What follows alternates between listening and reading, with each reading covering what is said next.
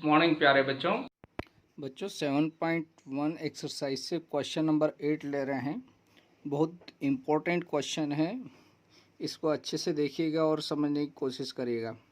देखिए, in a right triangle A B C, आपको A B सी एक राइट ट्राइंगल है जिसमें ये एंगल सी राइट एंगल दिया है। M is the mid point of hypotenuse A B. तो ये राइट ट्राइंगल है, तो एंगल सी की हाइपोटेन्यूस ए बी हुई बच्चों। ये ए बी हाइपोटेन्यूस है और इसका मिड पॉइंट एम दिया है।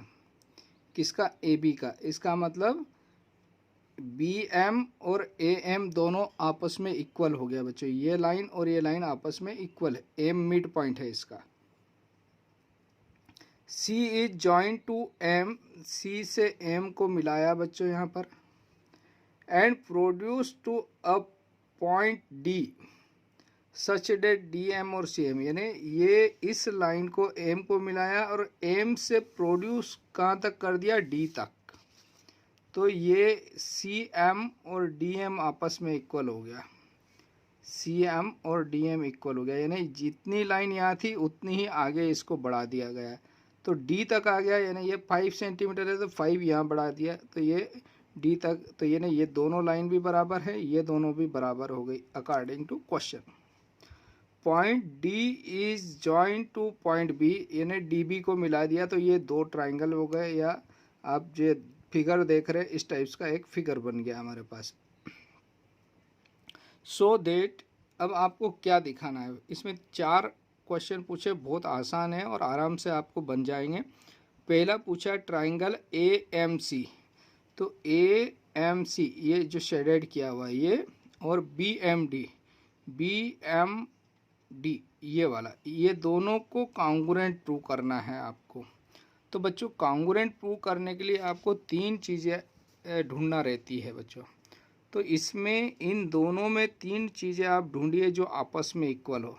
तो देखिए, अभी फर्स्ट में एम मिड पॉइंट है, तो ए एम और बी एम दोनों इक्वल है बच्चों। तो दूसरी चीज़ क्या बराबर हो गई इन दोनों में? दूसरा, इसकी लाइन कौन सी इक्वल है? डी एम और सी एम, ये दोनों भी इक्वल है, क्योंकि जितना था सी एम था उतना ही प्रोड्यूस इधर किया। तो 2 लाइनें आपस में इक्वल हो गई दोनों ट्राइंगल की। और एंगल 1 और 2 भी इक्वल होगा बच्चों। क्यों होगा आप बता सकते हैं? क्योंकि ये दोनों लाइन एक दूसरे को इंटरसेक्ट करती है, तो ये वर्टिकली अपोजिट एंगल कहलाते हैं। कौन से एंगल कहलाते हैं बच्चों? Vertically opposite angle. तो अब हम यहाँ पर क्या लिखेंगे? सबसे पहले लिखा हमने इन दोनों ट्राइंगल के नाम लिख दिए, जो प्रूव करना है उनको लिख दो अब नाम ऐसे कैसे। यहाँ कॉन्ग्रुएंट नहीं लगाना, एंड लिखना है। कॉन्ग्रुएंट प्रूव करना है ना अभी तो हमको। तो हम क्या लिखेंगे? इस ट्राइंगल ए एम सी में, ए एम सी की भुजा ए एम किसका इक्वल है बच्चों? बी एम के इक्वल है। क्यों बराबर है? चूँकि M is a mid point है, ये दिया हुआ है, गिवन क्या है? M is a mid point. आप सिर्फ गिवन लिख देंगे तब भी चलेगा। एम मिड पॉइंट है, इसलिए ये दोनों बराबर है बच्चों। ऐसे ही ये भी दिया हुआ है आपको, ये दोनों भुजाएं बराबर। उससे पहले अभी हम एंगल लिख लेते हैं। Angle 1 is equal to 2, angle 1 is equal to angle 2। और ये कौन सी प्रॉपर्टी से आया? By vertically opposite angle. तो यहाँ लिख दिया, चूँकि वर्टिकली अपोजिट एंगल आपस में क्या रहते हैं? वर्टिकली अपोजिट एंगल्स, ये आपस में इक्वल रहते हैं। तो ये दोनों इक्वल हो गए बच्चों। तीसरा, डी एम और सी एम आपस में इक्वल हैं। D M is equal to C M, ये भी आपको दिया हुआ है।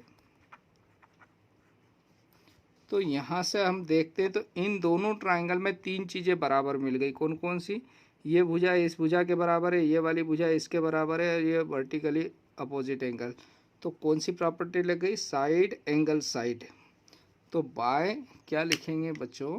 By S rule, by S rule, congruency rule, या डायरेक्ट हमने ऐसा भी शॉर्ट फॉर्म में लिख दिया। बाय एस कॉन्ग्रुएंसी रूल से क्या हो जाएगा बच्चों? कौन कौन से ट्राइंगल कॉन्ग्रुएंट हो गए? ये दोनों ट्राइंगल। तो जैसा इसमें क्वेश्चन में दिया वैसा ही लिख दो आप।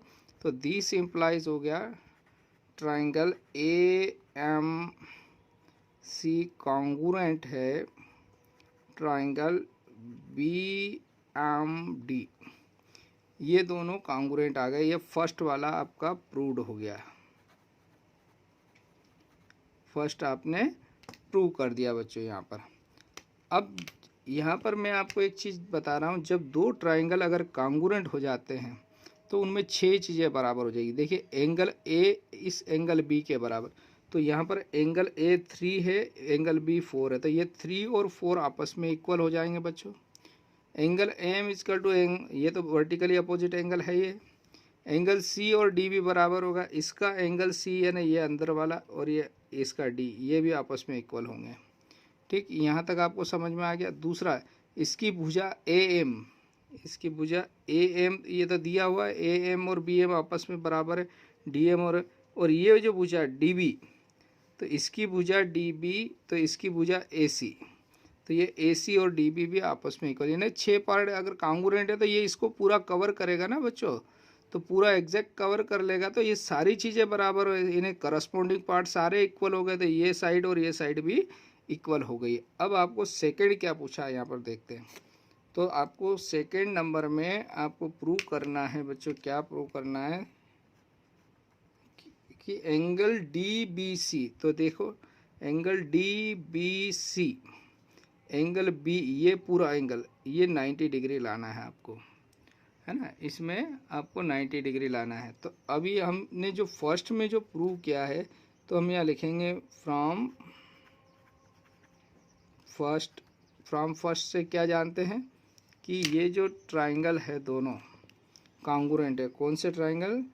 Triangle A M C congruent है ट्राइंगल बी एम डी, ये हम फर्स्ट में प्रूव कर चुके हैं। फ्रॉम फर्स्ट से ये दोनों ट्राइंगल क्या है बच्चों? कॉन्ग्रुएंट है। जब दो ट्राइंगल कॉन्ग्रुएंट होते हैं तो ये दोनों एंगल भी बराबर हुए, आपको मैंने बता दिए थे, एंगल 3 और एंगल 4।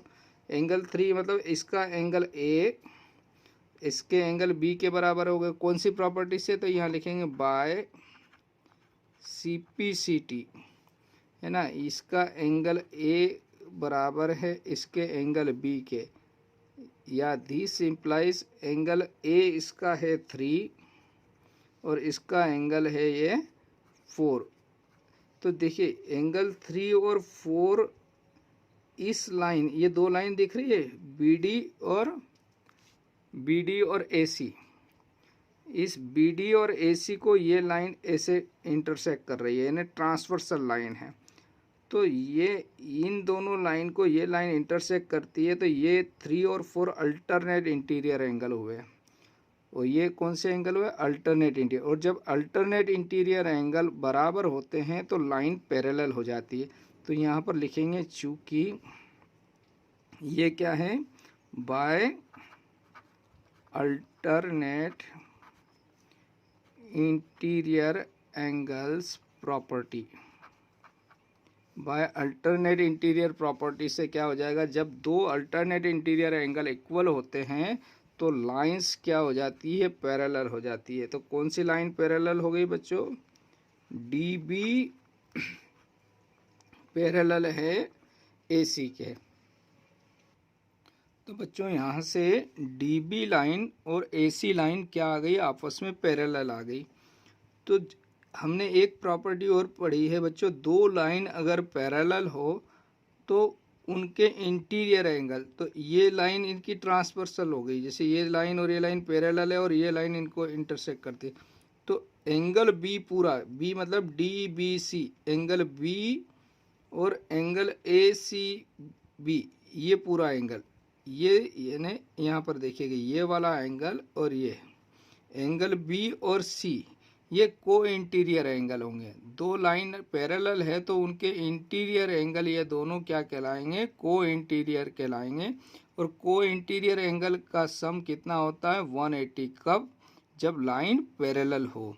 तो यहाँ पर लाइन पैरेलल आ गई हमारे पास DB और AC। सो दिस इम्प्लाइज क्या हो जाएगा? Angle B plus angle C is equal to 180 degree. कौन से एंगल? एंगल बी और सी मिलके 180 होगा। क्यों होगा? बाय को इंटीरियर प्रॉपर्टी से, बाय को इंटीरियर प्रॉपर्टी, है ना, बाय को इंटीरियर प्रॉपर्टी से ये क्या हो जाएंगे, ये 180 होगा इनका सम। और एंगल सी इसमें कितना है, ये दिया हुआ है राइट एंगल, एंगल सी, तो एंगल सी 90 डिग्री है। तो this implies angle B plus angle C 90 degree है। तो यहाँ से आपको क्या मिल गया है, angle B is equal to, ये 180 में से 90 माइनस हो गया बच्चों, तो angle B is equal to 90 degree, है ना। तो एंगल बी को हम क्या लिखेंगे, डी बी सी, पूरा अगर एग्जैक्ट सही रूप में लिखना है तो डी बी सी, तो लिखेंगे this implies angle D B C is equal to कितना आ गया, 90 डिग्री। और यही आपको प्रूव करना था। तो ये सेकंड वाला भी आपका प्रूव्ड हो गया, आपने सेकंड प्रूव कर दिया। अब थर्ड में आपको क्या प्रूव करना था बच्चों, डी बी सी, इधर देखिए डी बी सी और ए सी बी, यानी आपको ये पूरा एंगल, तो बच्चों इसको शेडेड कर दिया मैंने यहाँ पर। आपको ये शेडेड यानी ये वाला ट्राइंगल, ये ग्रीन कलर की जो लाइंस है ये, और ये रेड कलर की जो लाइंस है, इन दोनों को आपको कांग्रुएंट प्रूव करना है। तो कांग्रुएंट प्रूव करना है तो इन दोनों ट्राइंगल में तीन चीज़ें हमको इक्वल ढूंढना है। तो पहली तो ये हमने फर्स्ट में यहाँ पर इन दोनों ट्राइंगल को कांग्रुएंट प्रूव करा था, इसको और इसको, कौन सा, डी एम बी और ए एम सी। तो by C P C T ये दोनों लाइन हमको इक्वल मिल जाएगी, है ना। ये दोनों by C P C T ने corresponding part of congruent triangle से डी बी और ए सी हमको इक्वल मिल गई। तो ये दोनों तो इक्वल मिल गई हमको। कहाँ से मिली, इन दोनों को कांग्रुएंट प्रूव किया था। तो फ्रॉम फर्स्ट लिखेंगे, तो फर्स्ट से सिंबॉलिक फॉर्म में अगर देखते हैं तो ये लाइन डी बी है बच्चों, तो इसी के करस्पॉन्डिंग लाइन होगी ए सी। तो ए सी और डी बी दोनों इक्वल मिल गई, एक फर्स्ट। दूसरा देखिए ये वाला पूरे ट्राइंगल में, इन दोनों में ये पूरा एंगल बी और एंगल सी तो 90 दिया ही था, और एंगल बी भी 90 हमने प्रूव कर दिया ये सेकंड वाले से। तो फ्रॉम सेकंड से फर्स्ट से ये दोनों लाइन इक्वल हो गई बच्चों, सेकंड से एंगल दोनों में 90 डिग्री हो गया। थर्ड में ये बी सी लाइन कॉमन है, इस ट्राइंगल की भी बी सी है और इस ट्राइंगल के लिए भी ये बी सी है। तो तीन चीज़ें बराबर ला दी हमने, एक D B is equal to A C आ गया, angle B is equal to C each 90 degree आ गया फ्रॉम सेकेंड, और B C equal to B C common आ गया। तो ये दोनों ट्राइंगल क्या हो गए, कांग्रुएंट हो गए। तो अब इसको हम यहाँ नोट कर देते हैं। तो क्या क्या इक्वल हमने वहाँ पर अभी देखा, एक लाइन है कौन सी, डी बी सी की, डी बी जो लाइन है वो इक्वल है ए सी के, और ये कहाँ से आ जाएगा, फ्रॉम फर्स्ट में क्या प्रूव किया था, triangle A M C congruent है ट्राइंगल बी एम डी, और दो हैं ट्राइंगल कांग्रुएंट होते तो by C P C T हमको ये प्रॉपर्टी से मिल गई। सेकंड में हमने यहाँ पर देखा एंगल बी और एंगल सी दोनों बराबर है, angle B is equal to angle C each 90 degree, और यहाँ लिख दो आप फ्रॉम सेकेंड भी लिख सकते हो, एंगल बी का मान 90 डिग्री आ गया और सी दिया हुआ 90 डिग्री आपको। फिर थर्ड में आपने क्या लाया, देखिए ये लाइन इसके बराबर हो गई, एंगल बी और एंगल सी इक्वल हो गया, बी सी कॉमन है। तो हमने यहाँ पर थर्ड में लिखा B C is equal to B C, और ये क्या है बच्चों, कॉमन है। तो यहाँ से तीन चीज़ें इक्वल हो गई, साइड एंगल साइड, यहाँ देखिए side angle side, side angle side. तो बाय एस एस प्रॉपर्टी से, तो यहाँ पर हम लिख देंगे by S A S congruency rule, triangle, ये दोनों कॉन्ग्रुएंट हो गए। ट्राइंगल DBC जो आपको बुक में दिया एज इट इज़ नोट कर दो आप, है ना, चेंज नहीं करना है। DBC ये सिंबॉलिक फॉर्म में है, या फिर आपको सिंबॉलिक फॉर्म में जमाना पड़ेगा तो ज़्यादा अच्छा है। बुक में दिया है एज इट इज़, वैसा का वैसा ही लिख दीजिए। DBC कॉन्ग्रुएंट है ट्राइंगल ACB, ये दोनों कॉन्ग्रुएंट हो गए। तो आपने कौन सा, थर्ड वाला भी आपने यहाँ पर प्रूव कर दिया। थर्ड वाला भी आपने यहाँ पर प्रूव्ड हो गया आपका। बच्चों इसका फोर्थ पार्ट प्रूव करने जा रहे हैं हम लोग। CM is equal to half AB। तो यहाँ पर देखिए थर्ड में हमने प्रूव किया था DBC कॉन्ग्रुएंट ACB। तो ये DBC है ना, ये B है आपका। DBC और ABC इन दोनों को हमने कॉन्ग्रुएंट प्रूव किया था बच्चों थर्ड में, ठीक है ना। ये दोनों कॉन्ग्रुएंट है तो बाई CPCT से हमको क्या देखे, ये भुजा और ये भुजा तो इक्वल है, पहले से ही मालूम, ये कॉमन है। तो इस ट्राइंगल की भुजा किसकी, DBC की भुजा DC और ACB की भुजा AB बाई CPCT से ये दोनों इक्वल हो जाएगी, क्योंकि ये दोनों कॉन्ग्रुएंट है तो 6 चीज़ें बराबर होगी ना बच्चों। तो 6 बराबर होगी तो ये भुजा और ये भुजा भी बराबर हो जाएगी, एक दूसरे को कवर कर देंगे ये। तो यहाँ से बाई CPCT से ये दोनों ट्राइंगल कॉन्ग्रुएंट है, तो इसकी भुजा DC, इधर सिंबॉलिक फॉर्म में अगर देखें तो ये DC लेंगे तो इसकी AB आएगी बच्चों। कौन सी आएगी, AB। तो यहाँ से क्या आ गया, this implies by CPCT DC और AB इक्वल हो गई, है ना। बाकी तो हमको मालूम ये दोनों बराबर है, ये कॉमन है, तो इसलिए ये बची हुई ये दो भुजाएं भी बराबर हो गई। ठीक, ये दोनों भुजाएं बराबर है। अब यहाँ पर देखिए M मिड पॉइंट है किसका, AB का। M मिड पॉइंट है AB का। तो और दूसरा M DC का भी मिड पॉइंट है। यहाँ पर दिया था कि ये CM को ज्वाइन करना है और CM के इक्वल DM प्रोड्यूस करना था। इसका मतलब ये 5 है तो ये 5 हुआ। तो यहाँ पर हमको लाना है CM हाफ AB। तो पहले हम ला रहे हैं ये CM किसका हाफ है, यहाँ से अगर देखें तो CM जो है हाफ है इस DM का, या इसको भी छोड़े, अगर पहले मैंने बताया आपको दोनों तरीके से प्रूव कर सकते। ये M किसका हाफ था बच्चों, ये M किसका मिड पॉइंट है, इन दोनों का मिड पॉइंट है।